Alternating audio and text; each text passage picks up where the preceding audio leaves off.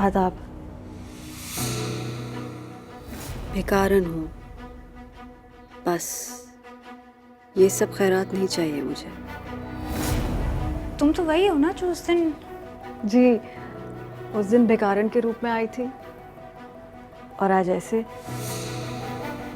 लेकिन फर्क सिर्फ इतना है कि आज आपने मुझे यहाँ तलब किया है। उस बहरूप की जरूरत क्या थी? बस बहुत अरमान था आपको और हवेली देखने का। खुदा ने दोनों ख्वाहिशें पूरी कर दी मेरी।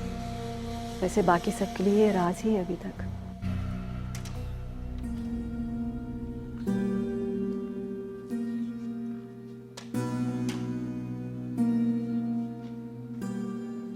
दो में आमना रशीदा के थन।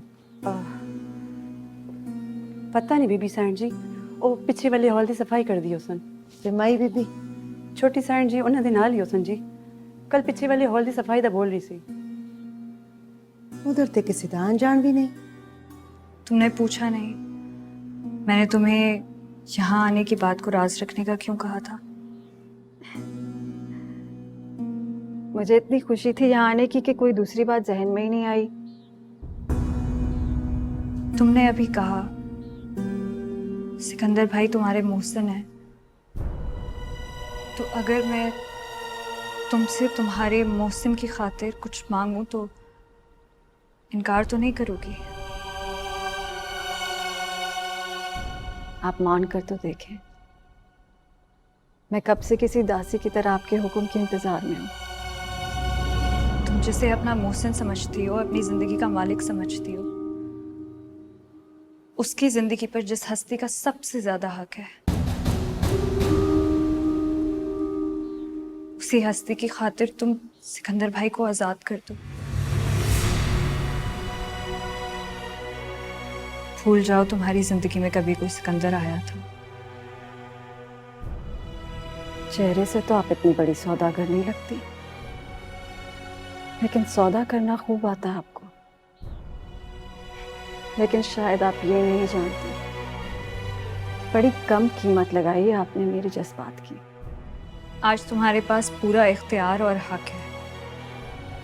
जो मांगना चाहती हो मांग सकती हो। चलिए, ये आप पर उधार रहा। हाँ, अगर दे सकती हैं तो फिर कुछ लम्हों के लिए मुझे वो एहसास दे दें जो एक शरीफजादी की रगों में पलता है, जहां सुहागन बनना उसका नसीब ठहरता है, लोग सदके वारी जाते हैं। बोलिए, दान कर सकती हैं?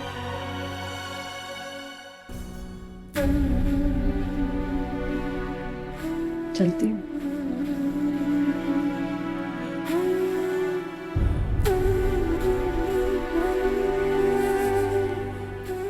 और हाँ, बेफिक्र रहे, अब मैं सिकंदर साहब से कभी नहीं मिलूंगी।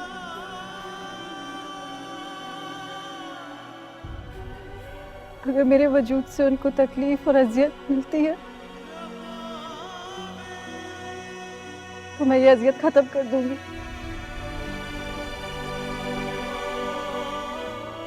अगर हो सके तो मेरा एक पैगाम पहुंचा दीजिएगा उन्हें। जिंदगी में मेरी आखिरी ख्वाहिश उनके कदमों को बोसा देना।